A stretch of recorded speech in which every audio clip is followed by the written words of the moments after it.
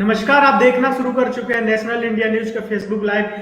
मैं इससे पहले जिस विषय पर चर्चा करने जा रहा हूं उसके बारे में मैं बता देता हूं। उत्तर प्रदेश के बदायूं जिले में पूजा करने गई 50 वर्षीय महिला की गैंगरेप के बाद हत्या के मामले में राष्ट्रीय महिला आयोग की सदस्य चंद्रमुखी देवी ने गुरुवार को पीड़ित परिवार के घर का दौरा किया। हालांकि इस दौरान चंद्रमुखी देवी ने विवादित बयान दे दिया है। गैंगरेप पीड़िता के शाम के वक्त बाहर जाने पर सवाल महिला आयोग की तरफ से उठाया गया है। महिला आयोग के सदस्य का कहना है अगर वो शाम को अकेले घर से बाहर नहीं जाती या अपने परिवार के साथ घर से बाहर जाती तो शायद ये नहीं होता, शायद उसके साथ ये रेप नहीं होता।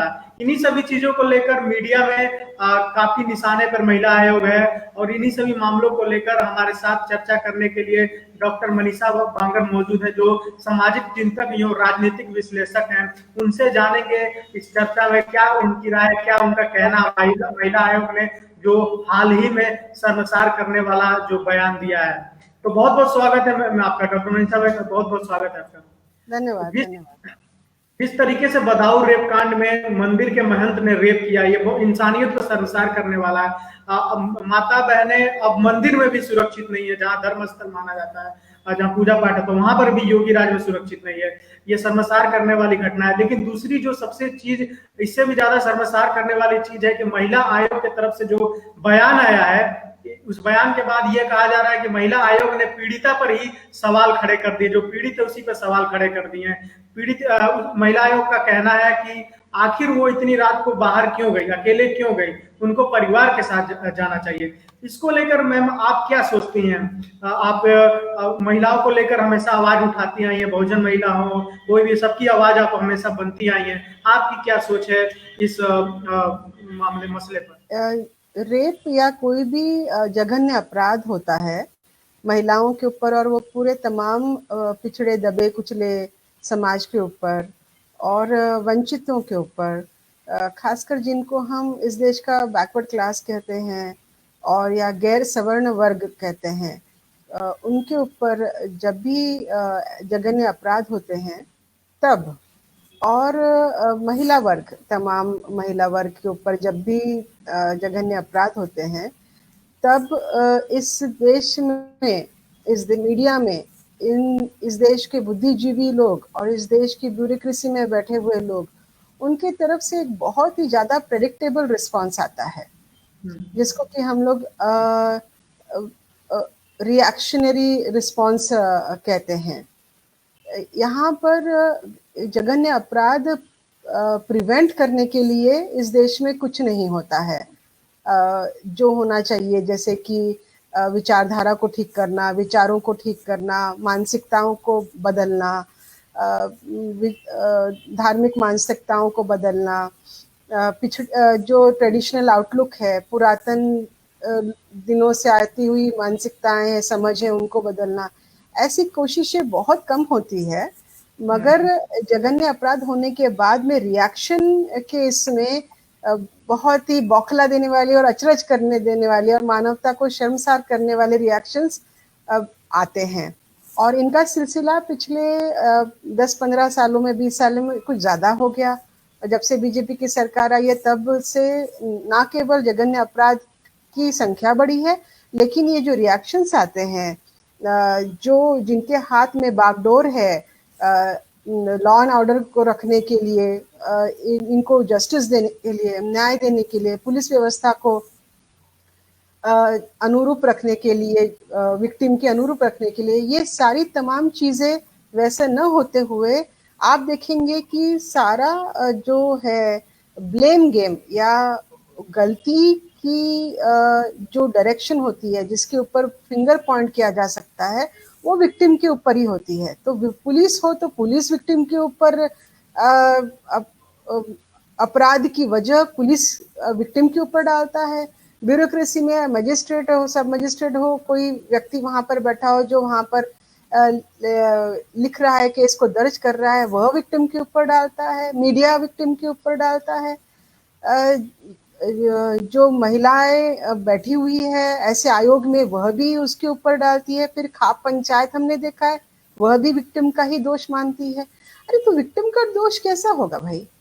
उसके ऊपर तो अपराध हुआ है, वो या तो मर गई है या उसके ऊपर रेप हुआ है, अगर वो पुरुष है तो उसके ऊपर लिंचिंग हुई है, उसके ऊपर वो उसके हाथ पैर तोड़े गए, हाथरस का मामला हमारे सामने है। और ना केवल वह ब्लेम गेम या आरोप, जिसके ऊपर आरोपी के ऊपर आरोप न जाते हुए जो सताया हुआ है, जो पीड़िता है, जो पीड़ित है, उसी के ऊपर आरोप डालने का इस देश में एक तरह का एक नॉर्म बन गया है, एक आम बात बन गई है। और फिर सारा तमाम समय ये झूठे आरोपों को ठीक करने में या उसको बताने में कि ये झूठे आरोप है, उसको ये करने में सारा चला जाता है समय। और होता यह है कि पीड़िता और जिनके ऊपर अपराध हुआ है, उनको न्याय मिलने की बात सामने आती ही नहीं, वहां तक बात पहुंचती नहीं। मसलन के तौर पर हाथरस का मामला देखेंगे, न केवल वहां के ठाकुर जो उच्च वर्णीय समाज है, क्योंकि देखिए आप, ये जो रेप हो, जघन्य महिलाओं के अपराध हो, लिंचिंग हो, एट्रोसिटीज हो, तमाम चीजें ये गैर सवर्ण लोगों के ऊपर सवर्ण उच्च वर्णीय लोगों का आतंक और हिंसा इस रूप में आता है।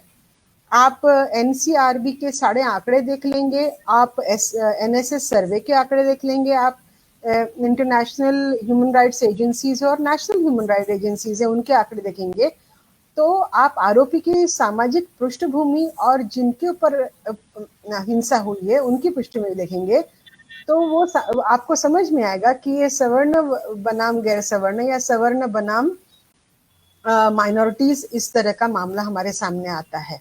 और ये फिर से इसको राजनीतिक इसको टर्न दिए जाने की जरूरत मीडिया यहाँ का समझता है कई बारी, लेकिन वह आजकल में दे नहीं पा रहा है, क्योंकि हाथरस का मामला देखेंगे, अगर उसको धार्मिक टर्न देने की कोशिश करेगा तो हिंदू ने ही हिंदू के ऊपर अत्याचार किया हुआ है। यहाँ पर आप देखेंगे कि पुजारी, जिसको कि वर्ण व्यवस्था में और सामाजिक स्तर पर भी उसको एक उच्च स्थान है और उससे अपेक्षा की जाती है कि वह वहां पर आने वाले लोगों का संरक्षण करेगा या वहां पर उसका एक गरिमा निभाएगा, वह न पुरुष है न स्त्री है, लेकिन वह भगवान का सेवक है, तथाकथित सेवक है। तो उसका जो उसने कार्य निभाना था वह न निभाते हुए वह हिंदू प्रीस्ट, हिंदुइज्म के का प्रीस्ट था, वो हिंदू प्रीस्ट था, और उसने हिंदू महिला के ऊपर ही अत्याचार किया और उसको जान से मार डाला उन लोगों ने मिलकर। आप कठुआ में जो हुआ है, मंदिर के अंदर में बच्ची के साथ जो रेप हुआ है, वो बकरवाल कम्युनिटी, जो कि वहाँ की ट्राइबल कम्युनिटी थी, अगर बकरवाल कम्युनिटी अगर आप देखते हैं तो वो भी हिंदू कम्युनिटी, वो हिंदू कम्युनिटी के ऊपर हिंदू कम्युनिटी के लोग कर रहे हैं, तो ये धार्मिक वाला मामला कोई है ही नहीं। अब यह जो एक सरासर सिलसिलेवार एक तरह का पैटर्न बन गया है कि विक्टिम के ऊपर ही आरोप लाना, इस तरह से जो आरोपी है उनको वहां से छोड़ने का, उनको संरक्षण देने का, ये पूरा ये तैयारी जब से अपराध होता है और जब से अपराध की नोंद होती है, यानी वो फर्स्ट एफआईआर लॉन्च करने के वक्त से वहां पर जब मुआयना होता है वो अपराधी के प्लेस का, बॉडी का, वहां से लेकर पोस्टमार्टम होने से लेकर हर स्तर पर, हर स्टेप पर, हर कदम पर अपराध छुपाने का, आरोपियों को बचाने का, और वह चीज पीड़िता या पीड़ित लोगों के ऊपर ही लाने का कार्य लगातार चलते रहता है। हमने हाथरस के भी मामले में यह देखा है। और जब छानबीन होती है, जब मीडिया आउटरीच, जब सामाजिक लोग और बाकी के लोग उसका आवाज उठाते हैं और जब छानबीन होती तो आप देखते हैं कि कुछ और ही सामने बात आती है। हाथरस के केस में ऐसे ही हुआ, वहां पर न केवल, हाँ, वहां पर न केवल, एक मिनट में बता रही हूँ आपको, वहां पर न केवल ठाकुरों के लोगों ने, जहां पर न्याय कमिटियां वहां पर आई थी, नेशनल कमीशन ऑफ वुमेन वहां पर गई थी, एक डॉक्टर जो छत्तीसगढ़ से गई थी, उन तमाम लोगों को उन्होंने लांछन मारे, उनके ऊपर सवाल किया, उनको नक्सली बोला गया, उनको कांग्रेसी बोला गया, उनको जातिवादी हिंदूवाद के खिलाफ बोला गया। इस तरह के किया गया।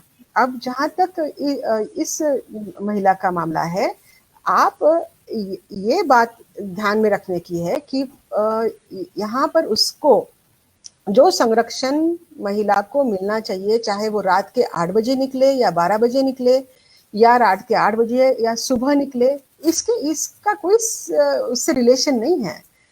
निर्भया के केस में वह रात को निकली थी, तो उसको रात को क्यों निकली है, उसका नहीं, महिला को हो या पुरुष हो, ये उसका संवैधानिक अधिकार है और ये संरक्षण उसको स्टेट की रिस्पॉन्सिबिलिटी की उसको ये मिलना चाहिए और सामाजिक रिस्पॉन्सिबिलिटी है कि वो उसको संरक्षण मिलना चाहिए, महिलाओं के ऊपर अत्याचार नहीं होना चाहिए।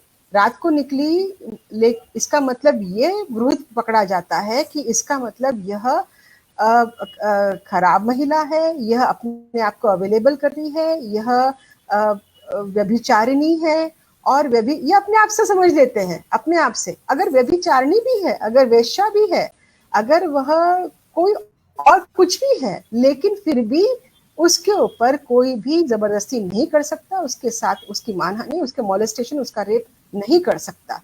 तो ये बात बिल्कुल बेबुनियाद है, इसमें कोई ये नहीं है और ये बहुत शर्मनाक बात है कि वह नेशनल कमीशन ऑफ वुमेन उसके रिप्रेजेंटेटिव की तरफ से आई। इसका मतलब नेशनल कमीशन ऑफ वुमेन और वो महिला उसमें, और खाप पंचायत जो हरियाणा में और अन्य गांवों में बैठी हुई है और वहां पर उच्च वर्णीय पुरुष बैठ के वहां पर मुझ पे दाव लगाते हुए अपना ऐलान करते हैं, वहां पर तथाकथित न्याय देते हैं पुरुषवादी संस्कृति और पुरुषवादी अहंकार से और बहुत ही घृणित मानसिकता से महिला के विरोध में जाते हैं, तो उनमें और नेशनल कमीशन ऑफ वुमेन की ये महिला में कोई फर्क नहीं है। बिल्कुल मैम, आप बिल्कुल ठीक कह रही हैं, क्योंकि देश में रात हो या दिन महिला कभी भी निकल सकती है, क्योंकि ये देश आजाद है। लेकिन कहीं ना कहीं लॉ ऑर्डर और महिला आयोग जब से गठन हुआ है, 1990 के आसपास से गठन हुआ है, उसके बाद से रेप की घटनाएं और भी ज्यादा बढ़ गई है। पहले इतने रेप नहीं होते जितना 1900 जब से महिला आयोग का गठन हुआ है। इसकी क्या वजह है? क्या महिला आयोग में हमेशा जो चेयरपर्सन होता है वह स्वर्ण समाज से होता है? क्या ये वजह है या लॉ एंड ऑर्डर मुख्य वजह है? देखिए, सबसे पहले ये है कि ये जानना जरूरी है कि नेशनल कमीशन ऑफ वुमेन जो है, यह स्टैट्यूटरी बॉडी जो है, यह कोई भी सरकार जो है वह उसकी नॉमिनेशन से गठन की गई और वो जो लोग वहां पर बिठाए जाते हैं वो they are nominated by the present government, जो भी गवर्नमेंट होती है। तो अगर कांग्रेस की गवर्नमेंट होगी या जो भी गवर्नमेंट हो, वो अपनी तरफ से वह वहां पर नॉमिनेट करते हैं वहां के चेयरपर्सन को, और एक ऐसी महिला को नॉमिनेट किया जाता है जिसका सामाजिक कार्य हो, उसको समझ हो, उसका कुछ सशक्त बैकग्राउंड हो, एम्पावर्ड हो, इस तरह से यह किया जाता है। दूसरी बात यह है कि लगातार हमने देखा है कि पिछले कई सालों से नेशनल कमीशन ऑफ वुमेन के जो चेयरपर्सन से उनके तरफ से बहुत बेतुके और बहुत अजीबोगरीब बयान आए हुए हैं। यह महिलाएं, खासकर इनका पॉलिटिकल बैकग्राउंड भी होता है और पॉलिटिकल एफिलिएशन भी होता है। आप और इन लोगों के एनजीओज भी होते हैं, तो इनके बहुत सारे इंटरेस्ट जुड़े हुए होते हैं तब की कंटेम्प्रेरी सरकार के साथ में, यह भी नजर आया हुआ है। जब इनकी सामाजिक बैकग्राउंड के तरफ जाते हैं तो आप देखेंगे, मेरे पास इसका लिस्ट है, आपको मैं पढ़ के बता देती हूँ कि आपने क्योंकि वो बात छेड़ी है, तो 1992 से यहाँ इस चीज का गठन हुआ है। आपने कहा कि तब से जघन्य अपराध की तादाद बढ़ी हुई है। अब अपराध बढ़ने की वजह से नेशनल कमीशन ऑफ वुमेन का गठन करके उसको कार्यान्वित किया गया, या गठन होने की वजह से संख्या बढ़ी है, ये है, इसका तालमेल या उसका रिलेशनशिप लगाना बहुत मुश्किल है। लेकिन इतना जरूर है कि पिछले 30 सालों में और खासकर पिछले 14 सालों में महिलाओं के ऊपर अत्याचार बढ़े हैं। एनसीआरबी की रिपोर्ट के अनुसार ये शेड्यूल कास्ट, शेड्यूल ट्राइब्स की महिलाएं हैं। 90% वो महिलाएं हैं। 99% ऑफ द टाइम्स उच्च वर्णीय लोगों ने इन निम्न वर्णीय या बैकवर्ड क्लास महिलाओं के ऊपर किया हुआ है। सवर्ण उच्च वर्णीय महिलाओं के ऊपर जघन्य अपराध या रेप नहीं होते हैं, उनकी तादाद नगण्य है। तो इसका मतलब ये कोई राजनीतिक मामला नहीं है, ये धार्मिक मामला भी नहीं है, यह है एक सामाजिक मामला, और सामाजिक ये जातिवादी मामला है। यह जातिवाद और ब्राह्मणवाद से उत्पन्न होने वाला मामला है। आप यह जो आरोप अभी पीड़िता है, इसका सामाजिक पृष्ठभूमि देख लीजिएगा, वो ब्राह्मण स्त्री नहीं होगी, वो उच्च वर्णीय स्त्री नहीं होगी, वो कोई ठाकुर की महिला नहीं होगी जिसके ऊपर ये रेप हुआ है। हाथरस में जो हुआ है वो बैकवर्ड क्लास शेड्यूल कास्ट महिला थी। और आप तमाम केसेस ले लेंगे, 95% 97% ये है, और जो आरोपी है वो उच्च वर्णीय पुरुष है। ये इस देश का सत्य है एनसीआरबी की रिपोर्ट के हिसाब से। और नेशनल कमीशन ऑफ वुमेन ने जो जिन लोगों का रिप्रेजेंटेशन और प्रतिनिधित्व है, वो महिलाएं कौन है? जयंती पटनायक। अभी हमने तो सिर्फ चेयरपर्सन का नाम लिया है, इनकी पूरी बॉडी का आप मुआयना करेंगे तो ज्यादातर महिलाएं उच्च वर्णीय और सवर्ण समाज से हैं। उच्च वर्णीय समाज से मोहिनी गिरी, उसके बाद में विभा पार्थसारथी, बाद में पूर्णिमा अडवाणी, बाद में गिरिजा व्यास, बाद में ममता शर्मा, बाद में आप देखेंगे कि ललिता कुमार मंगलम। हाँ, ये तमाम महिलाएं उच्च वर्णीय समाज से हैं, और अपराध हो रहे हैं बैकवर्ड क्लास महिलाओं के ऊपर। उनका रिप्रेजेंटेशन कहाँ है? वहां उनका रिप्रेजेंटेशन क्यों नहीं है? और क्योंकि उच्च वर्णीय महिलाएं और बैकवर्ड क्लास महिलाओं के बीच में 3 तरह का अलगाव है। और आप समझ में आएगा, जिस तरह से ये बयानबाजी हुई है उससे ये समझ में आता है कि उच्च वर्णीय महिलाओं को बैकवर्ड क्लास महिलाएं, बहुजन समाज की जो महिलाएं, SC ST OBC महिलाएं, जो माइनॉरिटीज की महिलाएं, उनके जीवन से उनको कोई सरोकार नहीं, उनको कोई संवेदना नहीं, उनको उनके जीवन की समझ भी नहीं है, ये एक अलगाव है। दूसरा अलगाव है कि वो जात में वो पीड़ित होने की वजह से उनको उनके जात के अंदर में उनकी क्या उत्पीड़न होता है उससे उनको कोई समझ नहीं है। तीसरा, वो गरीबी की रेखा के नीचे होने की वजह से उनको उसकी भी कोई समझ नहीं है। चौथा, वह पॉलिटिकली भी और विचारधारा के अनुसार भी SC ST OBC और सवर्ण समाज की विचारधारा में बहुत ज्यादा भिन्नता है। अगर आप इन तीनों लेवल पे अगर देख लें, उच्च वर्णीय वो जो चंद्रमुखी कह रही थी कि इसने रात को नहीं जाना था, वह आंगनवाड़ी वर्कर जो है वह उसको रात को क्यों जाना पड़ा, इसकी भी उसको समझ नहीं है चंद्रमुखी को, जो उच्च वर्णीय महिला है, कि SC ST OBC महिलाएं फैक्ट्री वर्कर्स है, आंगनवाड़ी वर्कर है, लेबरर्स है, कॉन्ट्रैक्ट लेबरर्स है, दिहाड़ी मजदूरी करती है, दूसरे के घरों में डोमेस्टिक वर्कर उनको नौकरानी करके जाके काम करना पड़ता है, उनको आमदनी निकालना पड़ता है, खेतों में जाना पड़ता है, उनके घर में शौचालय लेने बाहर जाके उनको शौच करने जाना पड़ता है। उनके जीवन की कोई भी चीज की अनुभूति इनको नहीं है। इनके जितनी सुरक्षित उनकी जिंदगी नहीं है, इनको यह भी नहीं समझ में आता। उनके जो बस्तियां हैं, उनके घेटोज हैं, उनके इसमें कितना ज्यादा आतंक मचा और हिंसा के इर्द गिर्द कितनी हिंसा है, यह देखने की बात है। आंगनवाड़ी वर्कर जो है, उसको लगा कि इनके मंदिरों में उसको वहां पर कोई धोखा नहीं है, इसलिए तो वो वहां गई होगी, वरना तो क्या नहीं, उसको नहीं मालूम। तो यह प्रश्न पूछने के बगैर कि मंदिर होने के बावजूद और व्यक्ति वहां पर आने के बावजूद में यह अपराध कैसे हुआ, इसके ऊपर सवाल खड़ा करने के बजाय वो ये कह रहे हैं कि वह उसने रात में वहां पर गई क्यों। उसको इसका मतलब नेशनल कमीशन ऑफ वुमेन को जो चीजें, किन चीजों की वजह से महिला एक असुरक्षित माहौल में जाने के लिए मजबूर हो जाती है, तो क्या सिर्फ जो मिस्टर मोहन भागवत और RSS की विचारधारा है कि महिला ने 4 दीवारी के अंदर में ही रहना चाहिए, तो नेशनल कमीशन ऑफ वुमेन क्या ये बताना चाह रही है? और दिन दहाड़े क्या रेप नहीं होते हैं? क्या सुरक्षित माहौल में अपने ही घर में घुसकर शेड्यूल कास्ट महिलाओं के, शेड्यूल ट्राइब महिलाओं के रेप नहीं हुए हैं? अपने ही घर में, केरला में हुआ है, झारखंड में हुए, छत्तीसगढ़ में, MP में हुए हैं। लड़कियों के घर में जाके उनको खींच के निकाल के रेप किए हैं। हाथरस के इसमें वो खेत में गई है काम करने के लिए, तब तो कौन से चीजों पे सवाल खड़े करेंगे? इनको अकल नहीं है? इन लोगों इनका दिमाग मतलब बहुत ही वाहियात तरीके से यह एक ब्राह्मणवादी सोच और जो मनुस्मृति और इनके वेदों में और इनके सारे इसमें लिखे हुए हैं उनके अनुसार इनकी विचारधारा है और ये वैसा ही सोचती है। इसको नेशनल कमीशन ऑफ वुमेन में संविधान के अनुसार इसको इतना तो चंद्रमुखी को समझा गनीमत है कि रेप गलत चीज है, लेकिन उसको ये उसकी शिक्षा में ये नहीं समझाया गया क्योंकि किताबों में और जो कानून की किताबें हैं रेप तो गलत है, लेकिन रात को निकलने की वजह से रेप होता है ऐसा तो नहीं बताया गया। तो ये महिला ने विभत्स महिला दिमाग की महिला ने अपना दिमाग लगाया और उसने उसको ये बताया कि उसके घर के बाहर जाने की वजह से हुआ।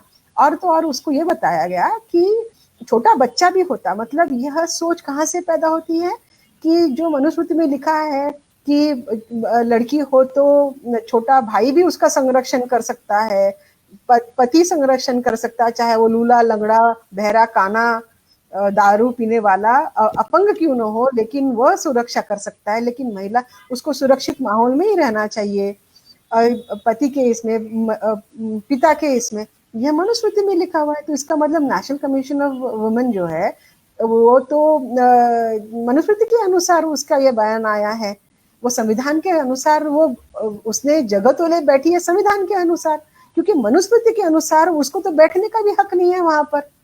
अगर मनुस्मृति के अनुसार चले जिसका जैसे कि उसका दिमाग चल रहा है इस वक्त, अगर वो चले जाए तो चंद्रमुखी देवी को वहां पर बैठने का कोई अधिकार नहीं है, उसको घर के अंदर में बैठने का अधिकार, बयान देने की तो बात बहुत दूर है। माइक में जो बयान दे रही है ना वहां पर, वो बयान वो इसलिए दे पा रही है क्योंकि डॉक्टर आम्बेडकर का और यहाँ के तमाम नेशनल लीडर्स का और वो संघर्ष में से निकला हुआ संविधान वो उसको हक दे रहा है, तो उसे संविधान के अनुसार बात करना चाहिए। मैम इसी से जुड़ा एक और सवाल है मेरा। उत्तर प्रदेश की बात करें तो वहां पे महिलाओं के ऊपर अत्याचार सबसे अधिक हो रहा है। एक दिन में 8 रेप की घटनाएं आ रही हैं और 38 महिलाओं का अपहरण हो रहा है। ज्यादातर वो महिलाएं बहुजन समाज से आ रही हैं, 70% से ज्यादा बहुजन समाज की वो महिलाएं हैं। तो आपको नहीं लगता कि इलेक्शन महिला आयोग जो है उसमें बहुजन समाज का कोई प्रतिनिधित्व करने वाला नहीं है, कोई चेयरपर्सन आज तक नहीं हुआ है? इस वजह से भी क्या ज्यादा बहुजन समाज की महिलाएं सुरक्षित महसूस नहीं कर रही, उनके लिए कुछ ज्यादा काम नहीं हो रहा है, उनको जागरूक नहीं किया जा रहा है? इसके दो वजह हैं। पहली बात तो राजनीतिक माहौल जो बना हुआ है, नुमाइंदगी नहीं है वहां पर। सिर्फ बीजेपी ही नहीं तो ये कांग्रेस के दिनों से ये लगातार चलता हुआ मामला है और इसीलिए हर जो संस्थान है, चाहे वो ब्यूरोक्रेसी हो, पुलिस आयोग हो, चाहे सारे कमीशन हो, चाहे जुडिशरी हो, वहां पर तमाम जगह पर नुमाइंदगी होना SC ST OBC की, बहुजन समाज की महिलाओं की और पुरुषों की ये बहुत अत्यंत आवश्यक बात है। इस तरह के बेतुके जवान पहले भी दिए गए। एक केस आपको मैं बता दूं कि एक सामाजिक स्तर पे एक तरह से यहाँ पर नुमाइंदगी नहीं है और ये राजनीतिक सत्य है। राजनीतिक सत्य यह भी है कि जब से बीजेपी की सरकार आई है तो मनुस्मृति, हिंदूवाद और ब्राह्मणवाद, इसका जो बोलबाला उसका ज्यादा बढ़ा हुआ है। एक तरह से वह उस प्रदेश में अपराध करने वाली मानसिकता और उच्च वर्णीय मानसिकता को बल देने वाली बयान करना, संरक्षण देना, बोलना, एक तरफ से मिस्टर मोहन भागवत चलाते रहते हैं और दूसरी तरफ से मिस्टर योगी आदित्यनाथ भीष्ट ये चलाते रहते हैं। इस वजह से जो उच्च वर्णीय लोगों की जो मनोबल है वो बढ़ गया है और यही वजह था कि हथरस के लोग वहां पर दिन दहाड़े आरोपी के भाई लोग बढ़ चढ़ के मीडिया के सामने, तुम आके देख, आ जाओ हमारे गांव में, तुमको आने नहीं देंगे, एक लोकल मतलब पूरा एक आर्मी बना के रेडी रखना, एक कब्जा करके अंदर में एक अपना किंगडम के अंदर किंगडम बनाना अपना, लोकल पूरा करनी सेना भी वहां पर गई। हाँ, इस तरह से पूरी आतंक मचा के रखना, आतंक की व्यवस्था बना के रखना, ये एक तरफ से हो रहा है। दूसरी तरफ से लव जिहाद हो, रोमियो स्क्वाड हो, महिलाओं के ऊपर, पिछड़ी महिलाओं के ऊपर अगर अत्याचार होता है तो उनके ऊपर एक्शन नहीं लेना, इनएक्शन करना, उसको लंबा होने देना, उनके ऊपर मीडिया से ही आरोप लगाना, ये एक तरह से इस माहौल को क्रिएट करते हुए पिछड़े वर्ग की महिलाओं के अंदर ही एक डर पैदा करना और पिछड़े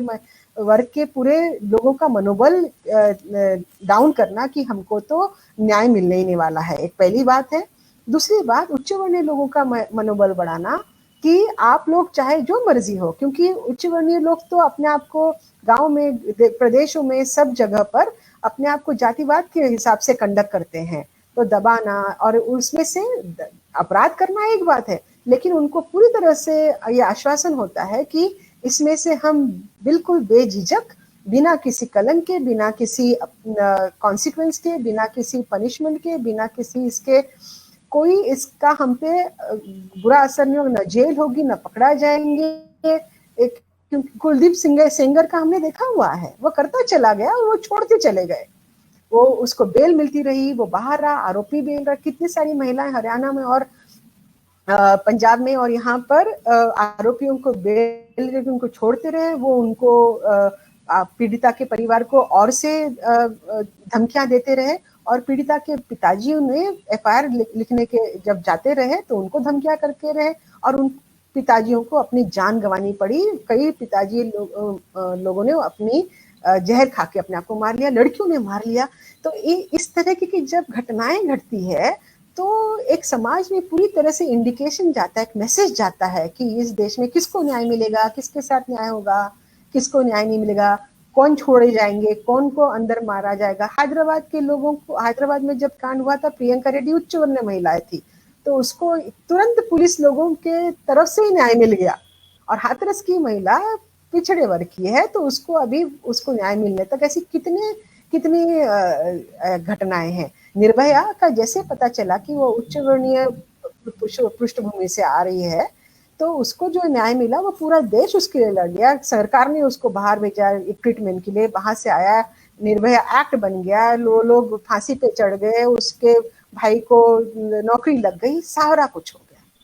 और यहाँ पर कुलदीप सेंगर की अत्याचार जिसके ऊपर, वो लड़की का पूरे परिवार तबाह हो गया। हाथरस के लोग परिवार छोड़ने के लिए मजबूर हो गए, वहां से भागने के लिए मजबूर हो गए। तो इस तरह का ये इंडिकेशन लगातार दिया जाता है और ये बताया जाता है कि यहाँ पर संरक्षण उच्च वर्णीयों को मिलेगा। ये न्याय देने की प्रक्रिया में सिर्फ एक तब्दीली अगर हो कि वहां पर उच्च वर्णीय लोगों की जनसंख्या के अनुपात प्रतिनिधित्व हो ये सारे संस्थानों में, और SC ST OBC के लोगों का उनकी जनसंख्या के अनुपात में और महिलाओं के अनुपात में रिप्रेजेंटेशन हो, तो ये इस चीज को रोका जा सकता है। और सामाजिक और मीडिया के जरिए जो मनुस्मृति और ब्राह्मणवाद का बोलबाला बढ़ाया जा रहा है, उसको अगर रोका जाए तो ये चीज को रोका जा सकता है। लेकिन यहाँ की सरकार और यहाँ के जो सामाजिक उच्च वर्णीय लोग हैं वो इसको रोकना नहीं चाहते। उदित नारायण का दूसरी शादी हुई थी, आपको याद है? उसमें पहली बीवी ने जाके कंप्लेन करी कि ये ऐसा हुआ है। तो नेशनल कमीशन ऑफ वुमेन ने, गिरिजा व्यास ने ये बयान दिया था कि अगर दोनों महिलाएं रेडी है, तैयार है, तो फिर कानून को क्या प्रॉब्लम होनी चाहिए कि वो पॉलीगैमस रिलेशनशिप में, पॉलीगैमी में भी रहे, बहुपत्नीत्व में भी क्या खराब है। तो गिरिजा व्यास क्या महिला होने के नाते से सोच रही थी? क्योंकि किसी भी महिला को बहुपत्नीत्व तो घृणा है। क्या वो संवैधानिक अधिकार में रह के वो बोल रही थी? क्या वो पीड़िता, क्या जो महिला जिसके साथ में बहुपत्नीत्व हो रहा है, वो उसके नजरे से बोल रही थी? वह एक ब्राह्मण उच्च वर्णीय स्त्री और ब्राह्मणवाद की संरक्षण करने वाली स्त्री की हैसियत से बोल रही थी।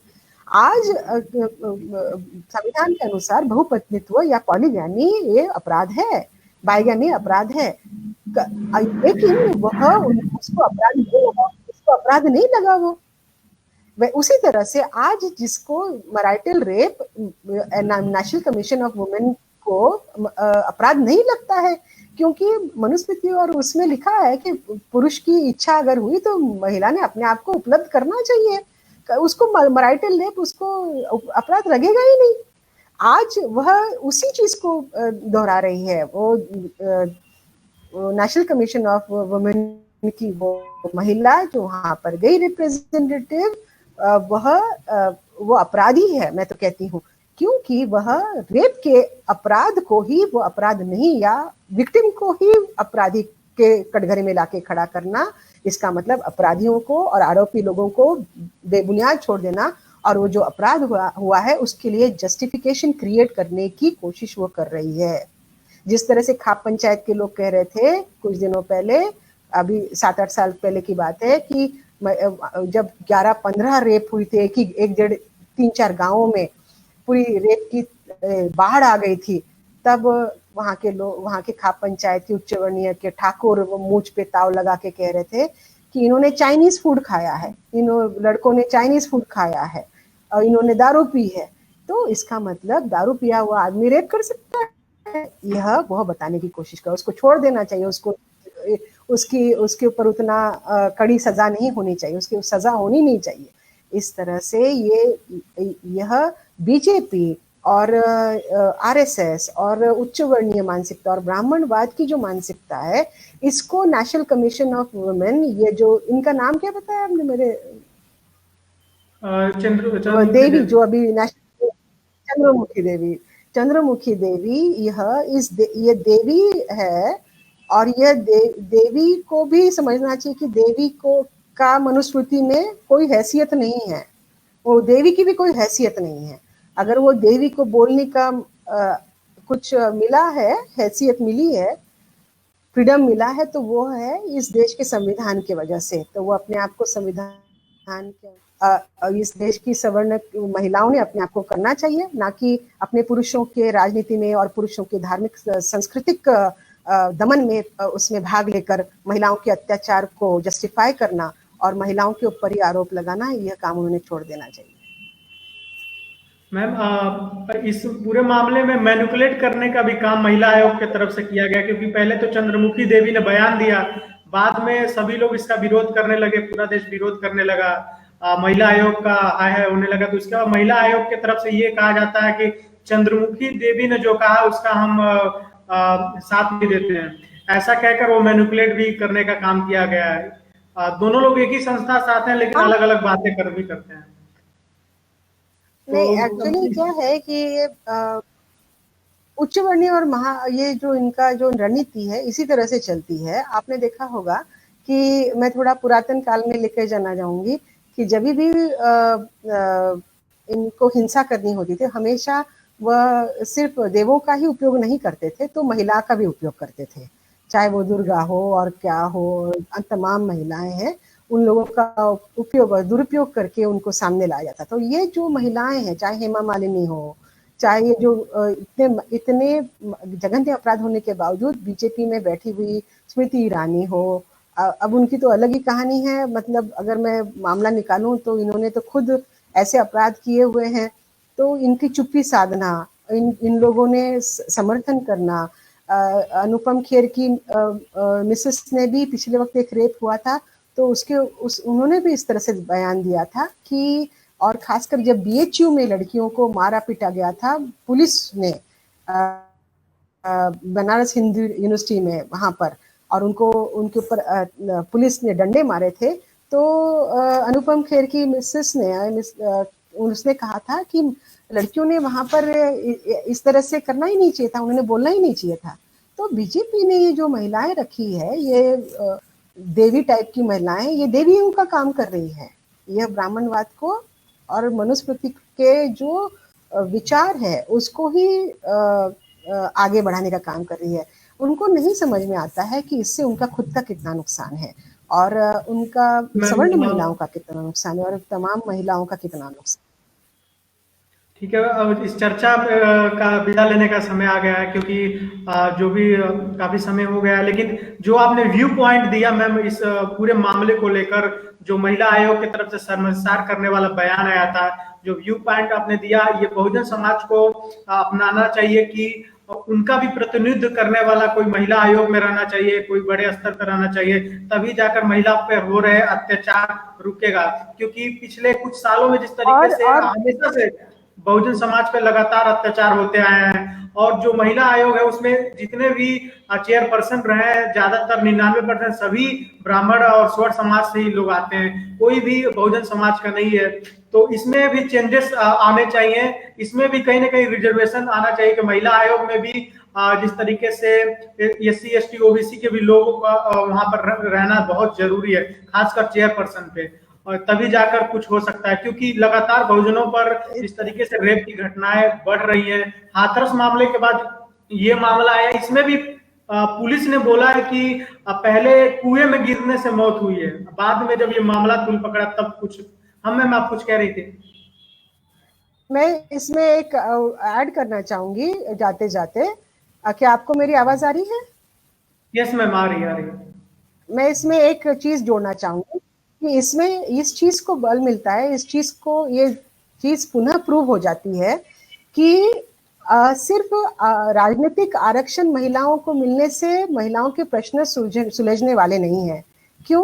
क्योंकि सिर्फ महिलाओं का 33% आरक्षण मिलेगा तो वहां पर सब बैठने वाली महिलाएं उच्च वर्ण सवर्ण महिलाएं होंगी, और उनकी मानसिकता और उनका जो रवैया है, उनकी जो जिस तरह से वो अपने आप को कंडक्ट करती है, हमने एक नहीं अनेक तरीके से देखा है कि उनकी उदासीनता, उनकी नासमझता और उनकी घृणा बैकवर्ड क्लास की महिलाओं के तरफ और एक तरह से ब्राह्मणवाद का आचरण जो उनके तरफ से होता है, इससे महिलाओं को कोई भी फायदा होने वाला नहीं है। वह वहां पर आरक्षण लेके, राजनीतिक आरक्षण लेके संसद में बैठ तो जाएंगी, विधानसभा में बैठ तो जाएंगी, लेकिन आज जो ये 40-50 महिलाएं जो बैठी हुई है और बीजेपी के माध्यम से बैठी हुई है और वह महिलाओं के खिलाफ ही बोलती है, क्योंकि उनकी राजनीतिक और धार्मिक और सांस्कृतिक समझ को बढ़ावा मिलता है, तो ये वही काम करेंगी। और इसीलिए महिला आरक्षण बिल में जो 85% SC ST OBC महिलाओं का होना राजनीतिक क्षेत्र में, ताकि वो वहां पर जाके बैठे संसद में और वहां पर इनकी बदमाशी को और इनकी चीजों को वहां पर परास्त करे, उनको एक्सपोज करे और उनको अपना तमाम जो SC ST OBC और इस देश के बहुसंख्यक महिलाएं और माइनॉरिटीज की महिलाएं, उनका संरक्षण हो। चलिए मैम, बहुत बहुत शुक्रिया, तमाम आपने जो व्यू पॉइंट दिए और जानकारी दी। मैं अपने दर्शकों से बता दूं कि ये थी हमारे साथ डॉक्टर मनीषा बांगे, जो राजनीतिक चिंतक एवं सामाजिक चिंतक और राजनीतिक विश्लेषण है। इनका साफ तौर पे कहना है कि जो रेप जिस तरीके से हो रहा है, जितनी भी रेप पिछले कुछ सालों में हुई है, ज्यादातर बहुजन समाज पे हुआ। और ये क्यों हो रहा है? क्योंकि बहुजन समाज का कोई प्रतिनिधित्व करने वाला, चाहे महिला आयोग में भी नहीं है। महिला आयोग में भी एक रिजर्वेशन होना चाहिए, जो SC ST OBC के महिला वहां पर चेयरपर्सन रहे, ज्यादातर हिस्सेदारी उन महिलाओं का होना चाहिए, क्योंकि पूरे देश में 85% बहुजन समाज है। तो इस स्तर पर 85% बहुजन समाज पूरे देश में है, तो महिला आयोग में जो चेयरपर्सन बन रहा है उसमें भी रिजर्वेशन उतना प्रतिशत होना चाहिए, तभी जाकर सभी महिलाएं सुरक्षित होंगी। और सबसे ज्यादा रेप की घटनाएं बहुजन समाज पे हो रहे हैं, तो बहुजन समाज का प्रतिनिधित्व करने वाला महिला आयोग में भी बहुत जरूरी है। राजनीतिक जो रिजर्वेशन है वो भी जरूरी है और महिला आयोग में भी जरूरी है। तो मैम, जो भी व्यूअर्स देख रहे हैं उनको बहुत अच्छा लगा होगा कि आपने ये जो जानकारी दी और उनको आवाज उठाने के लिए एक और जरिया दिया। जो भी महिलाएं देख रही उनको भी सीख मिला होगा, वो आवाज जरूर उठाएंगी, बहुजन समाज की जितनी भी महिलाएं हैं। तो मैम, हमारे साथ बने रहने के लिए बहुत बहुत शुक्रिया, बहुत बहुत शुक्रिया। शुक्रिया, थैंक यू, धन्यवाद। ये वीडियो अगर आपको पसंद आया हो तो इसे लाइक करें, कमेंट करें, शेयर करें और हाँ, हमारे चैनल को सब्सक्राइब करना ना भूलें, ताकि देश विदेश से जुड़ी खबरें आप मिस ना करें। क्योंकि कोरोना काल में 2 गज दूरी, मास्क है जरूरी।